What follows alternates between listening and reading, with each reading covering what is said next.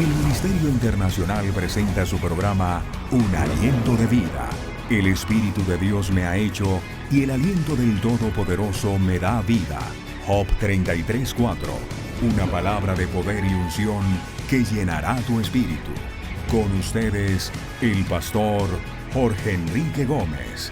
Bienvenidos. La palabra de Dios tiene como propósito renovar cada día tu mente. Cuando Dios nos salva o cuando recibimos a Cristo en el corazón, Dios le da vida a tu espíritu. Tu espíritu recibe la vida. Y ese espíritu comienza a tener una relación con Dios a través del Espíritu Santo. Y Dios transforma nuestra naturaleza. Ya no pertenecemos al mundo, pertenecemos a Dios. Pero hay alguien que no se ha enterado y por más que se entera, quiere oponerse a esa nueva naturaleza y es tu mente, tu alma. Y ahí es donde la palabra de Dios nos invita cada día a renovar nuestra mente por medio de la palabra de Dios. Queremos saludarte, queremos en esta hora que Dios sea glorificado y que este mensaje traiga a tu vida una fortaleza espiritual, traiga a tu vida una renovación y este programa sea de bendición. Que tú seas bendecido por Dios y que tu vida pueda crecer a la medida de la estatura del Hijo de Dios.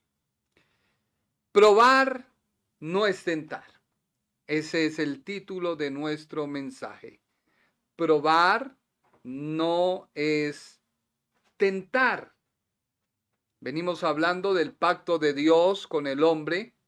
Estamos detenidos en el pacto de Dios con Abraham, el cual hasta el día de hoy tiene una vigencia y un cumplimiento en la persona de Jesús de Nazaret.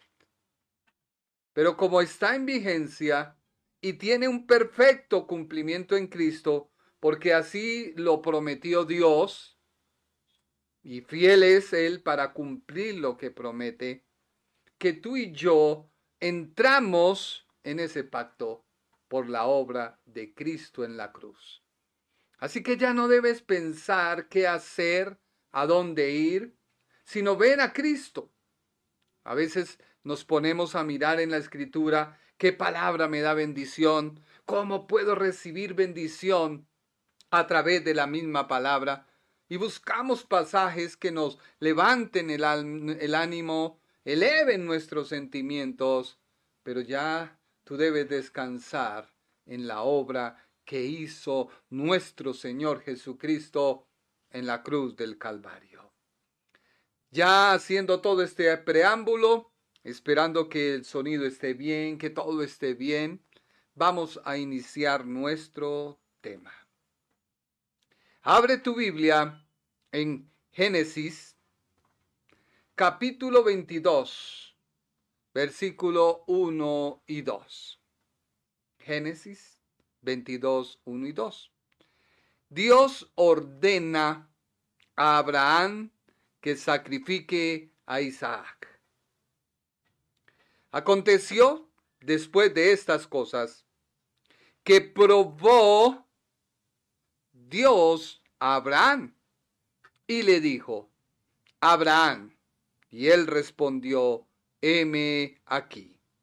Y dijo: toma ahora tu hijo, tu único Isaac, a quien amas, y vete a tierra de Moriah y ofrécelo allí en holocausto sobre uno de los montes que yo te diré. Escribíamos en la introducción a este programa para las redes sociales que el capítulo 22 del libro de Génesis tiene por título Dios ordena a Abraham que sacrifique a Isaac. Y hay veces y momentos en la vida de todo creyente que Dios te va a pedir que sacrifiques tu Isaac. Dios te va a ordenar. Va a pasar, va a pasar. Va a suceder, va a suceder. ¿Que alguien lo puede detener? ¿Que la oración, el ayuno? No. Es necesario pasar por la prueba. Esta orden de Dios encierra varios aspectos. Es una prueba, es un cuadro de la forma en la que Dios da a su Hijo. Es otro aspecto es la obra que hizo Cristo en la cruz del Calvario. Y lo más importante es que hay una diferencia entre ser probado y ser tentado. Si bien varios traductores de la Biblia del Nuevo Testamento usan la palabra del griego para denotar que la tentación es igual que la prueba. La palabra griega peirasmos, según la Biblia o los traductores, usan la misma palabra, pero debemos entender, cuando tú leas la Escritura, el contexto de lo que Dios está hablando. La prueba no es lo mismo que ser tentado. Muchas veces predicamos y decimos, pero al estudiar la Biblia en todo su contexto, no podemos decir que es lo mismo.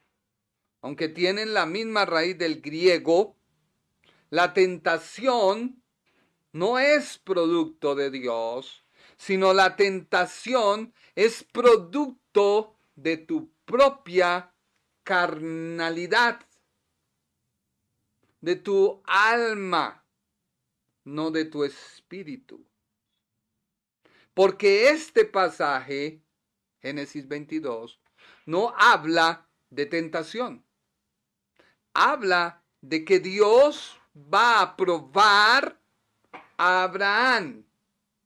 En otras palabras, Dios va a hacer un examen a Abraham, una evaluación, donde Abraham demuestra que tiene una actitud, porque eso hace la prueba. La prueba hace salir de ti cuál es tu actitud hacia Dios con referencia a lo aprendido. ¿Cuál es tu actitud en referencia a Dios con el conocimiento que tienes de Él? Así que Abraham hace o demuestra una actitud de total obediencia. Abraham muestra una actitud de total dependencia. Y Abraham, ante todo, muestra un total conocimiento de quién es Dios. Te voy a decir algo que quizás va a causar polémica, pero debemos tener un espíritu crítico, analítico, en el sentido de que la Biblia dice que probemos los espíritus, si son de Dios o no lo son. Prueba lo siguiente que te voy a decir. La gente no va al infierno por hacer cosas malas, porque adultera, porque fornica, porque roba, porque miente. Quizás algún religioso que me escucha dirá, pero ¿qué está diciendo este? Las muchas letras te están matando. No, la gente no va al infierno por hacer cosas malas, sino por no tener una relación y comunión con Dios. Escúchalo bien. La gente va al infierno por no tener una relación y comunión con Dios. ¿Por qué? Porque la relación y la comunión con Dios es la que cambia, renueva tu mente, tu vida, para que no hagas cosas malas y por lo tanto no vayas al infierno. Porque si fuera por obras, pues mucha gente ya tendría ganado el cielo.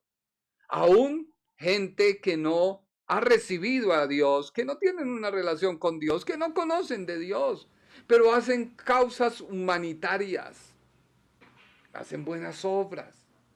Hay gente piadosa, que no es cristiana, que no tiene una relación con Jesús, no lo conocen, pero no es por obras, para que nadie se gloríe, porque recuerda que la única gloria es la que Dios recibe.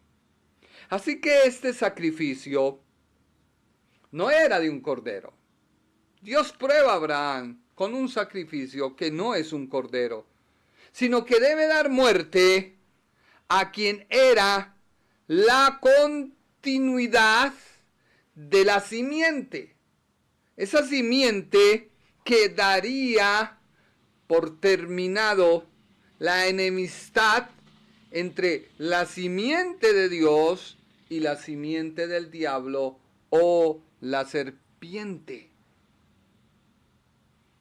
O sea, la obra de Cristo. Isaac era la persona por la cual nacería el Cristo. Pero Dios pide, sacrifícalo. Dios pide, dámelo. Dios pide, es tu único hijo. Lo quiero para mí. Cuando Dios pide algo, te prueba. A veces no queremos pasar por la prueba, pero es necesario que pasemos por ella. Pero lo que me llama la atención profundamente es que cuando Dios te prueba, hay varias cosas que pasan. Lo primero que yo veo en la prueba es la retribución.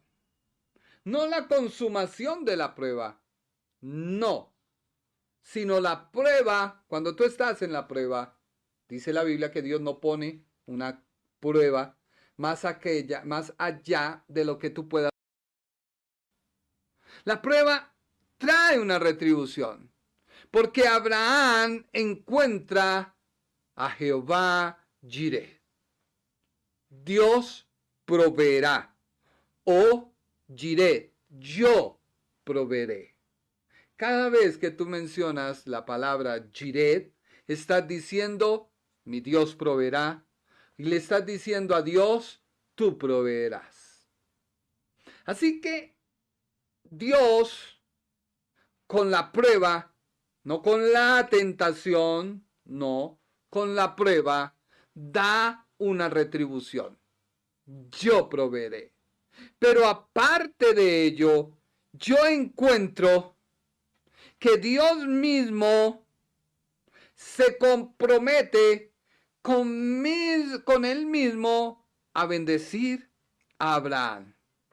Dios hace, no un pacto, porque el pacto ya lo hizo, pero sobre ese pacto Dios hace un juramento.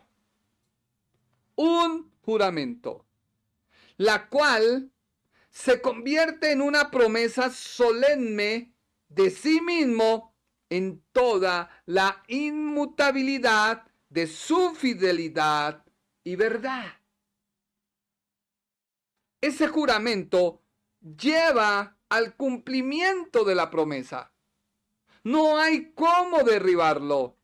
Y eso es lo que Dios hace contigo cuando tú atraviesas por la prueba. No por la tentación, por la prueba. Después de que viene la prueba no se consume, la prueba no termina. Esa es una parte esencial de la prueba. La tentación sí. La tentación tiene un inicio, tiene un clímax y una consumación. La prueba tiene un inicio, un clímax, pero hay una ruptura porque Dios interviene. Dios sale a tu favor. Y no quiero hacer un mensaje hoy de justificación o no. Quiero llevarte a que tú te examines, porque finalmente quien debe poner en práctica este mensaje, no para que sea un mensaje más y la gente diga, oh, qué bueno predica, no, sino para que haya una edificación a tu vida. Es que te quiero animar que si estás en medio de la prueba, confía. Dios no te la va a dejar terminar, porque Él viene a proveer, a retribuir. Y aparte de ello, hay un juramento que Dios hace sobre ello. Así que después de la prueba o el examen al creyente, como respuesta viene la provisión de Dios y un juramento. Génesis 22:2. La prueba, el inicio. Y más, dice la Biblia, y dijo, toma ahora tu hijo, tu único Isaac, a quien amas, y vete a tierra de Moriat, y ofrécelo allí en holocausto sobre uno de los montes que yo te diré. Abraham obedece, no reniega. No, la reniega de Abraham fue poner la orden de Dios sobre una esperanza de conocimiento de Dios, que aún así, si el muchacho hubiera sido sacrificado, muerto, Dios le devolvería la vida, porque sólo a través de él continuaría la simiente del Mesías. Mira qué tanto conocía Abraham a Dios, que no le dijo, ¿por qué Dios? Mira, tengo 100 años, Sara 90, casi no nace. Y ahora tú me pides esto, Señor. No te entiendo, Señor. Es lo mismo que la gente que reniega acerca de la ofrenda, acerca del diezmo. Tú no entiendes que el beneficio de dar no es para quien tú lo das. No, es la responsabilidad de quien lo recibe. Eso es diferente. No, la bendición mía está en cuando yo doy. Un sembrador nunca siembra una semilla. No, siembra varias. Porque en sí el beneficio es del sembrador. Porque de una nacen muchas semillas, muchos frutos. Así que Abraham conoce a Dios. Una vez que le conoce, no reniega, obedece. Génesis capítulo 22. Y leamos el versículo número 12, 13 y 14, que dice la Biblia. Y dijo Dios, no extiendas tu mano sobre el muchacho, ni le hagas nada, porque ya conozco que temes a Dios. Ya conozco. Hay algo en ti y en mí que es el libre albedrío. Dios todo lo conoce, pero Dios desea que en un determinado momento seas tú quien cambias el rumbo de tu vida por una decisión afirmativa, no negativa, afirmativa, de confianza, de esperanza en Él. Conozco que temes a Dios. Sigamos leyendo. Por cuanto no me rehusaste tu hijo, tu único. Ismael era hijo de Abraham, pero la soberbia, el orgullo, hizo que fuera destituido. El orgullo y la carne nos destituye de las cosas de Dios. Versículo 13. Entonces Abraham sus ojos y miró, y he aquí a sus espaldas un carnero trabado en un zarzal por sus cuernos. Y fue Abraham y tomó el carnero y lo ofreció en holocausto en lugar de su hijo. Prueba, provisión. Y llamó a Abraham el nombre de aquel lugar, Jehová proveerá. Jehová Jireh. Dios proveerá. No importa tu prueba, Dios proveerá. Por tanto se dice hoy, en el monte Jehová será provisto. En el monte Moriat, Jehová será provisto. Ahora el juramento. Génesis capítulo 22, 15 al 18. Y llamó el ángel de Jehová a Abraham por segunda vez. Por segunda vez. Desde el cielo. Y dijo, por mí mismo he jurado, dice Jehová, que por cuanto has hecho esto, y no me has rehusado tu hijo, tu único hijo. 3 veces Dios le dice, tu hijo, tu único hijo. Versículo 17. De cierto te bendeciré y multiplicaré tu descendencia como las estrellas del cielo y como la arena que está a la orilla del mar, y tu descendencia poseerá las puertas de sus enemigos.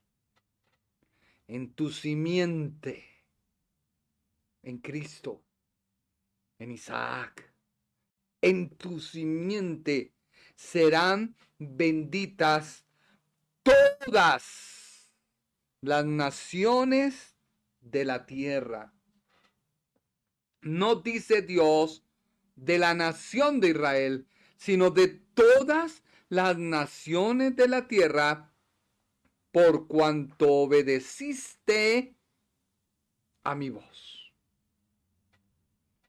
¿Él a quién obedeció? A la voz. Ahora, miremos para el Nuevo Testamento, porque alguien dirá, pero es que eso es del Antiguo Pacto. Déjeme decirle que si bien está en el Antiguo Pacto, este periodo en el cual te estoy hablando fue un tiempo de gracia. Sí, fue un tiempo en el cual Dios habla a Abraham. No fue bajo la ley. Recordemos que hubo un tiempo de misericordia, así denominado. Hay 3 divisiones de todas las dispensaciones que ha habido en toda el trato de Dios con el hombre. Pero entre los 3 grupos principales está la misericordia. La misericordia nace en Génesis capítulo 1 hasta Éxodo capítulo 19. Prácticamente muy poco, un capítulo y todo el libro de Génesis y la mitad casi de Éxodo. No alcanza. Misericordia. El hombre recibe lo que no merece.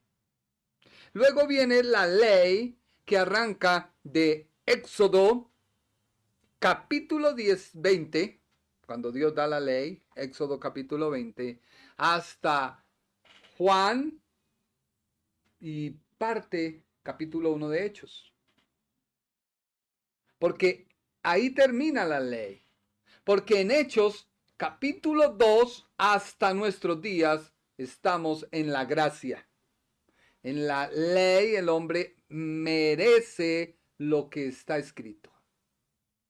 Y de Hechos capítulo 2 hasta nuestros días en la gracia, el hombre recibe lo que no merece, mas le es entregado unas bendiciones, provisiones, que fue la obra que Cristo hizo en la cruz del Calvario. Se le da una nueva naturaleza, se justifica al hombre, se le restituye su posición para con Dios, se le restituye la naturaleza del primer Adán. Eso dice la Biblia, no me estoy inventando nada. Pero sigamos. En el Nuevo Testamento, dice la Biblia en 1 Corintios capítulo 10, versículo 13. Aquí no te vayas a confundir, porque lo que interesa es qué te dice la Escritura y el contexto que te dice a ti. Dice, no os ha sobrevenido ninguna tentación. Recuerde que la palabra tentación es la misma palabra griega y hebrea, perirasmo. Fue traducida así. La palabra perirasmo se utiliza para hablar de la prueba con un propósito y en efecto beneficioso. Eso hace la prueba.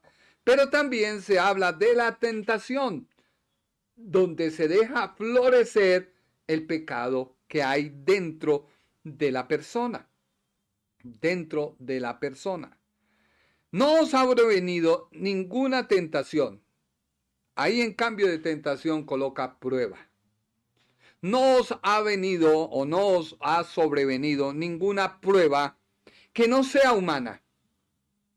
O sea, la prueba es de Dios.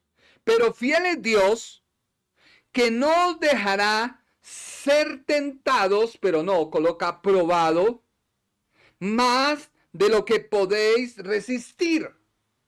O sea, la prueba no termina, porque Dios no te deja ir más allá de lo que tú no puedas resistir, sino que dará también juntamente con la tentación, pero no prueba, sino que dará también juntamente con la prueba la salida para que podáis soportar. O sea que la prueba trae una característica muy diferente a la tentación. Ahora, ¿qué hizo Dios con Israel? Deuteronomio capítulo 8, versículo 2 al 9. Y te acordarás, mucha gente que entra en tentación, le llaman a eso desierto. Y es un grave error. Porque tú puedes hacer todo lo que quieras, pero la Biblia no. Dios está diciendo, y te acordarás de todo el camino por donde te ha traído Jehová, tu Dios, todos estos 40 años en el desierto, para afligirte, para probarte, para saber lo que había en tu corazón, si habías de guardar o no sus mandamientos.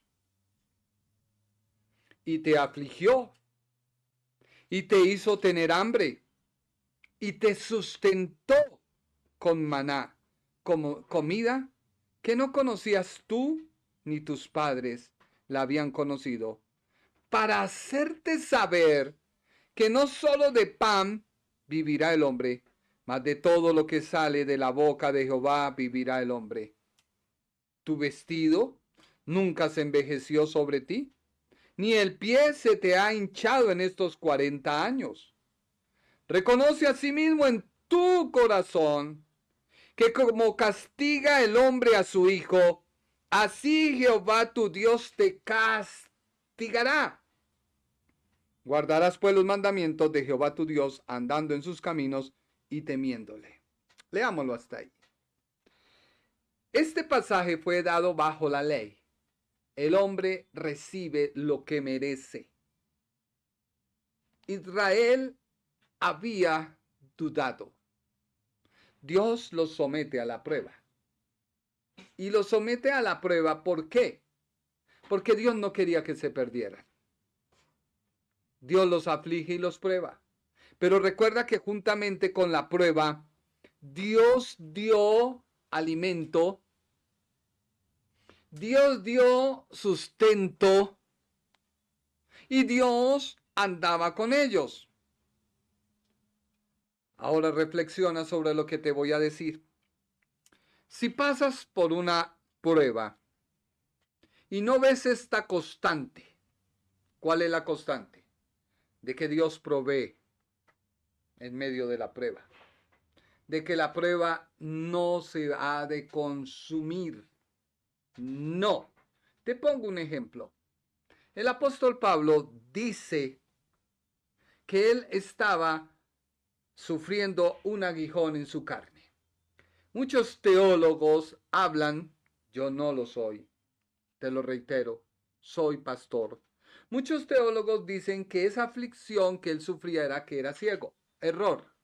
Si tú lees el capítulo donde está, el apóstol describe qué era el aguijón. Y el aguijón tiene que ver con la persecución, con los naufragios. Pero si tú ves con la persecución, con los naufragios, nunca llegaron a un feliz término, me explico. Estuvo en Filipos, creo, y estaba predicando, y los judíos enemigos de la fe levantaron un tumulto que quisieron linchar al apóstol. Y los gentiles se suman a ello y apedrean al apóstol. ¿Él muere? No. Él no muere. Él no muere. Así que Dios lo aflige porque le dijo, es necesario que pases. Eso fue lo que le dijo por diferentes pruebas, luchas, para que sepas lo que cuesta. O sea, tú persigues y matas, ahora te perseguirán, pero no te matarán sino hasta que yo diga. Así que la prueba, una vez más te digo, tiene que tener una constante. No llega a su fin, viene una provisión de Dios, un juramento. Si esta constante, si esta bendición que es la retribución de Dios no está, déjame decirte que tú sí estás siendo tentado. Pongo un ejemplo. Una persona busca una sociedad y la sociedad comienza a funcionar y no hay problema porque como está funcionando, pero cuando empieza a producir, la sociedad se vuelve tenebrosa, peligrosa, porque ya comienzan los orgullos, los celos, las contiendas y se dañan las sociedades. Son muy pocas las sociedades que han surgido. Y luego tú dices, Señor, tú me estás probando. No, tú entraste en una tentación. Otro ejemplo, cuando alguien ha pasado por un mal momento en su vida, ha sufrido un fracaso, no ha cerrado ese ciclo. Cerrar ese ciclo no es orar, Señor, cierra ese ciclo, Padre Celestial, y ayunar. No, cerrar ese ciclo es que no se vuelva a repetir. ¿A repetir qué? Tú lo sabes, a repetir. Y la persona, un hombre, consigue a una novia y mantienen relaciones sexuales antes de casarse, estás en fornicación. ¿Hay que dónde dice eso? En la Biblia. El propósito del matrimonio es que ambos lleguen a un feliz término y se casen y levanten unos hijos bajo la bendición del hogar. Pero si tú no lo haces y te unes con un yugo desigual no solamente que es un impío, no cumple también con tu misma profesión, con tus mismas expectativas, así tú quieras disfrazarlo de lo que quieras, tú en tu interior sabes que no. Y dices, Dios me ha probado, hermano. Y hubo un resultado de esa prueba que es un embarazo. Déjame decirte, no estás siendo probado. Fuiste tentado. ¿Por qué? Porque nuestra propia concupiscencia nos atrae. Mi propia concupiscencia me atrae, me seduce, y al poseer yo una naturaleza de pecado, se consume la tentación. Y siendo el pecado consumido, da a luz la muerte. En cambio, la prueba trae bendición. La tentación trae pecado y muerte. La prueba trae provisión y no termina.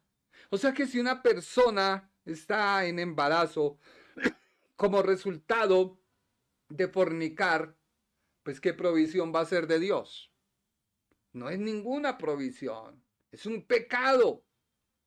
Y si no se contrae matrimonio, es un hijo fuera del matrimonio. Por lo tanto, la Biblia dice bastardo. No lo digo yo. Pero bueno, dejemos ahí. No sé por qué me metí ahí.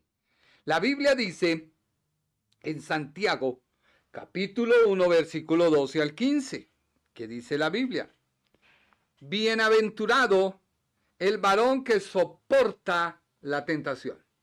Aquí sí no es prueba. Aquí es tentación, tentación. ¿Por qué? Porque la Biblia no dice que Dios le envía la prueba. No. La prueba viene de él mismo. Soporta la tentación. Porque cuando haya resistido la prueba, recibirá la corona de vida que Dios prometió a los que le aman. Cuando alguno es tentado, no probado, no diga que es tentado de parte de Dios. O sea, mire que la Biblia no se contradice. Dios prueba. Pero aquí está diciendo Santiago que la tentación no viene de Dios, viene de nosotros, viene de un agente externo, viene del diablo, viene del mundo. Porque lo más tremendo es cuando los cristianos dejan de ver la palabra, miran al mundo, copian al mundo y lo traen a su vida. Hoy existe la unión libre y es normal. La gente no se quiere comprometer a casarse porque ellos dicen, es que el día que nos casemos se acaba esto. Qué mentira más grande. Si tú ya adquiriste un matrimonio sin necesidad de ir a un altar, y lo peor, sin recibir la bendición de Dios.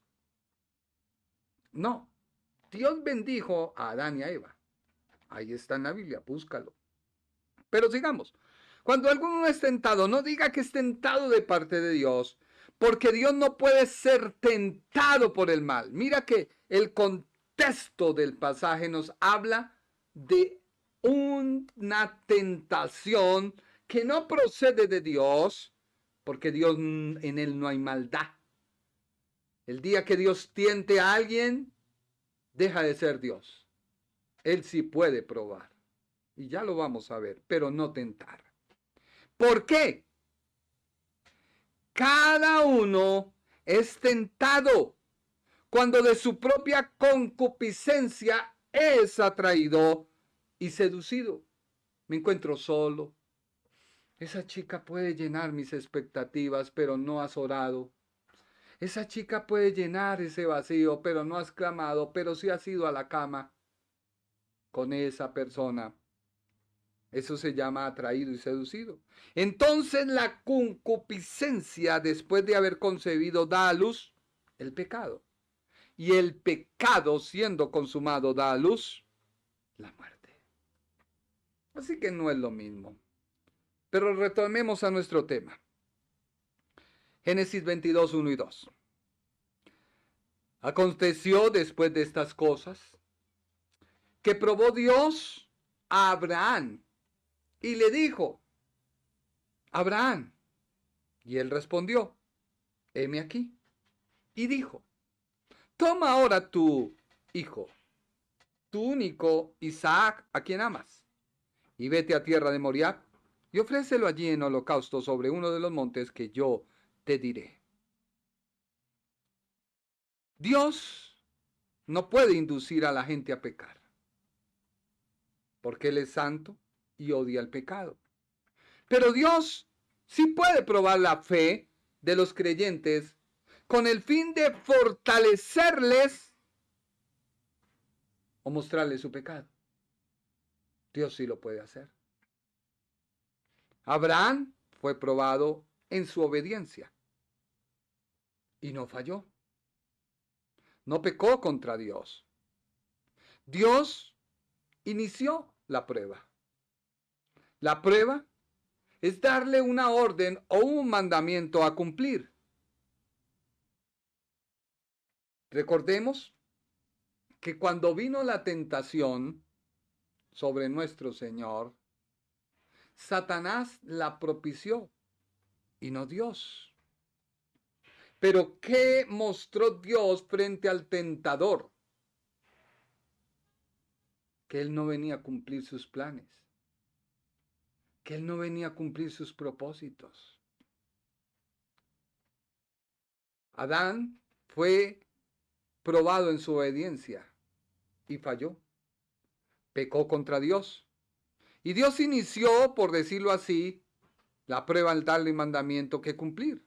Pero Satanás, obviamente, por permiso divino, trajo la tentación a Adán y éste pecó. Y Dios no indujo a pecar a Adán, porque Adán, el mismo hombre, quiso pecar y cedió a la tentación. Cuando uno hace un mal negocio, ve que es bueno, pero no ve el trasfondo. Lo toma, lo hace y luego, Dios mío, ¿por qué me has desamparado? Pero es que fuiste tú.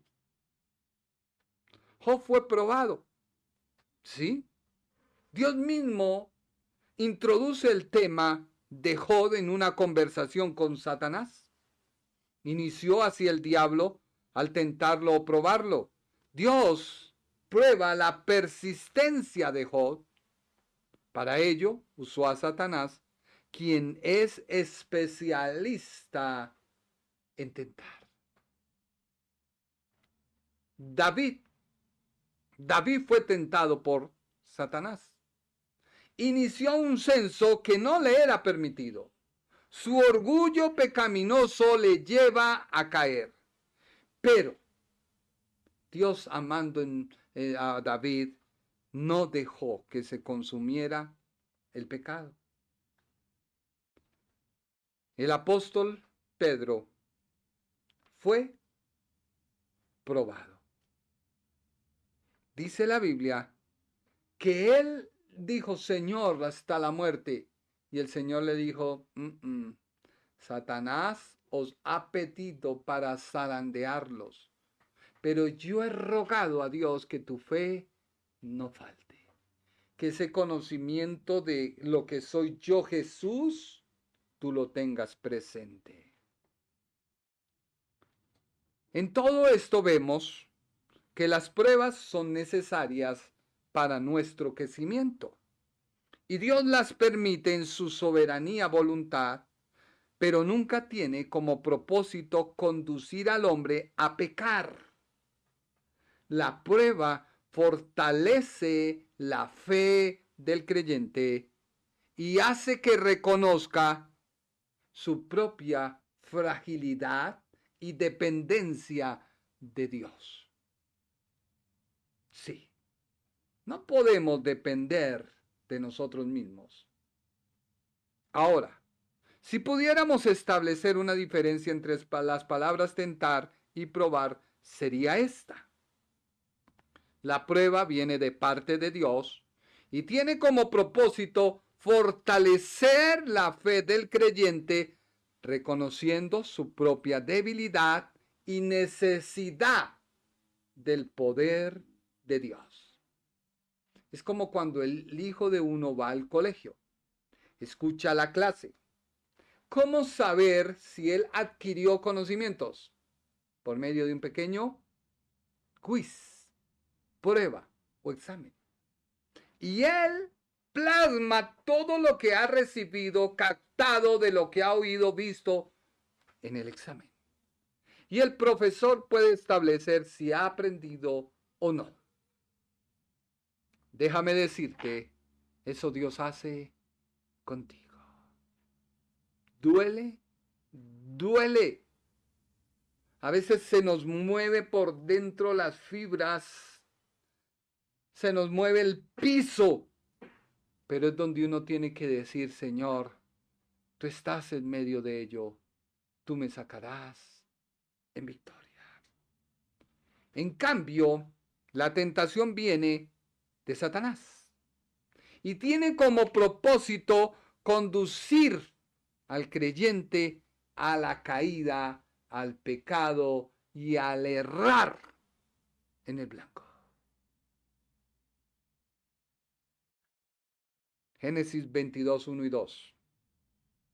Aconteció después de estas cosas que probó Dios a Abraham y le dijo, Abraham, y él respondió, heme aquí. Versículo 2.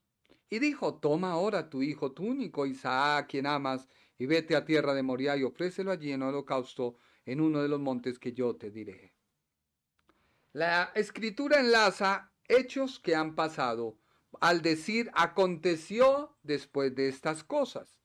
Después de estas cosas puede indicar que ha pasado algún tiempo después de los eventos de Génesis capítulo 21. Más tarde descubrimos que Abraham todavía estaba viviendo en Berseba, pero Isaac había crecido ya un poco. Recordemos que se hizo fiesta al ser destetado. La última vez que se mencionó la edad de Isaac era para formalizar el hecho de que había sido destetado, Génesis 21:8, algo que habría ocurrido alrededor de 2 o 3 años. Pero vemos en Génesis 22 del 3 al 4 que Isaac puede viajar sin su madre, que puede sostener una conversación como adulto, Génesis 22:7, y que puede llevar la leña para el fuego del sacrificio, Génesis 22:6. Así que podemos establecer que Isaac tendría alrededor, más o menos, algunos comentaristas dicen, unos 36 o 37 años. ¿Por qué? Porque Sara muere a la edad de 127 años, Génesis 23:1.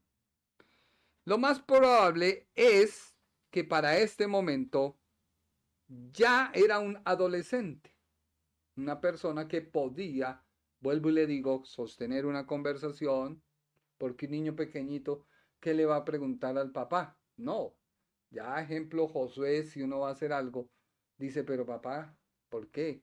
¿Pero para qué? O Naomi. De pronto Juan es más crédulo. Pero el capítulo 22 de Génesis nos representa la manera en que Dios elige a Abraham para probar su fe. No tomes la prueba como algo personal. Tómala como un centro de capacitación de tu fe. Porque lo que me hace pecar a mí es mi naturaleza de pecado. Alguien dijo, es que en Romanos capítulo 7, él dice el apóstol, sí. Pero si tú lees detenidamente Romanos capítulo 6, Romanos capítulo 7 y Romanos capítulo 8, Romanos capítulo 6 dice que estamos bautizados en Cristo. O sea, nos habla acerca de la conversión.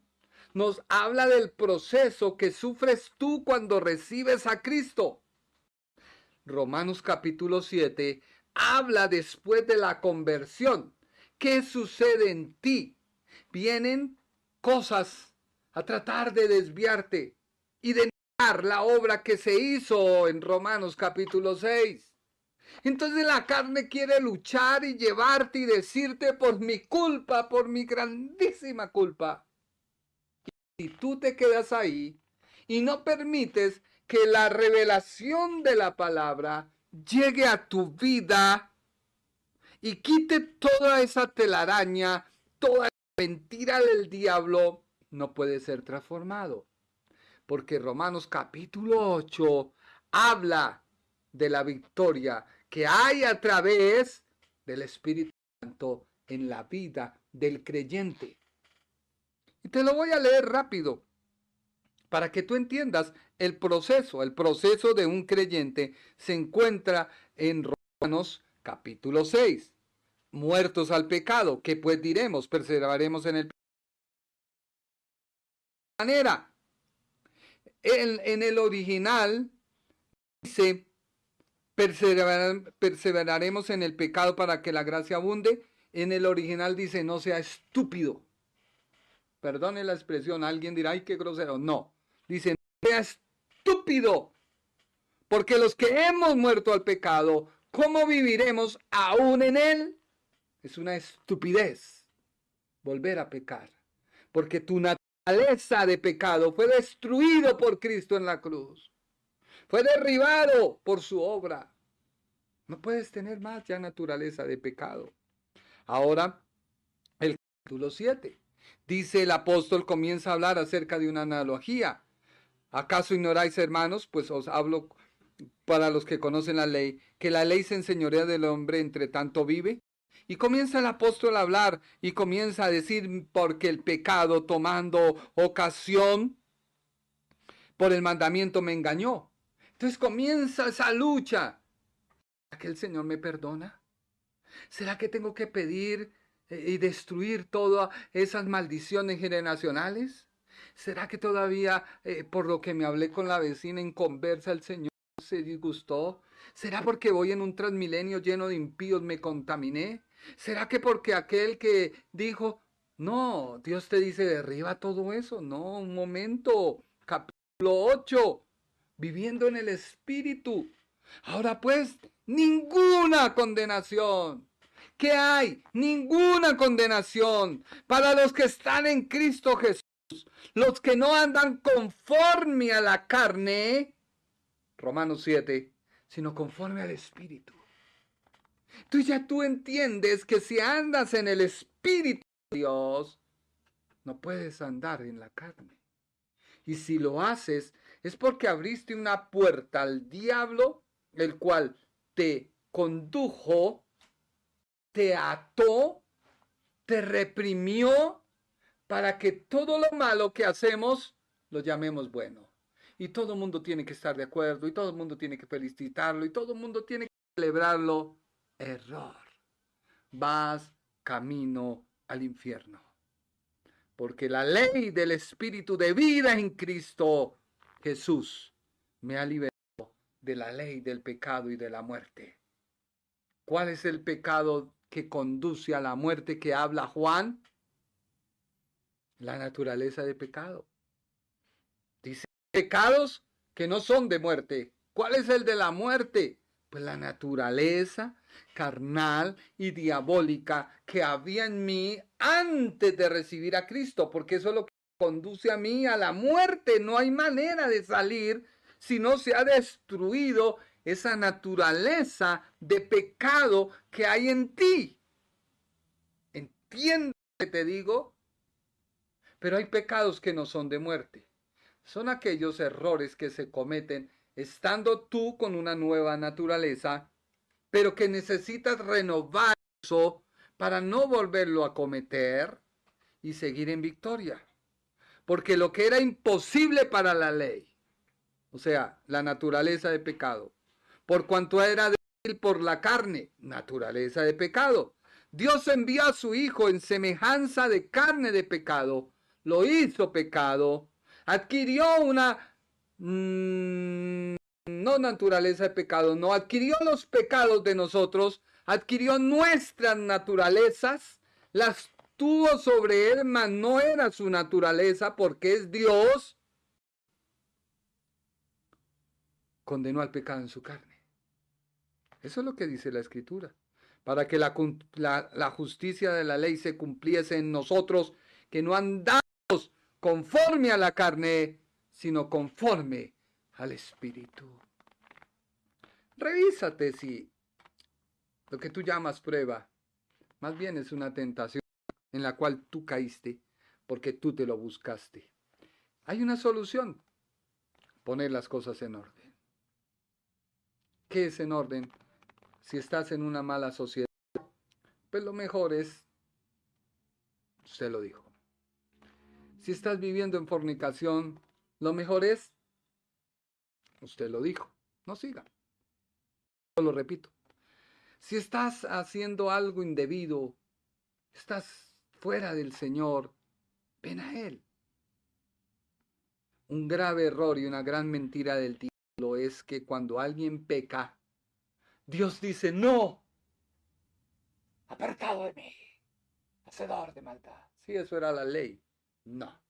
Y aún así, cuando Adán pecó, Dios no lo llamó y le dijo: ¿qué has hecho? ¿Dónde estás, Adán? O sea, ¿dónde estás tú en relación conmigo? ¿No fue así? Cuando Caín pecó, no, Dios le dijo: ¿qué has hecho? La sangre de tu hermano clama. Porque es que Dios, cuando alguien peca, desea que la persona corra a Él, se acerque a Él, se afirme a Él y le diga: Señor, lo que dijo el hijo pródigo: he pecado contra el cielo y contra ti. No soy digno de llamarme tu hijo. Eso pensó él. Pero cuando llega al Padre, el Padre lo recibe, no lo deja hablar. Eso él lo dijo allá, diciendo: no, voy a hacer esto, voy a hacer aquello. Pero cuando corre a los brazos del Padre, el Padre lo toma.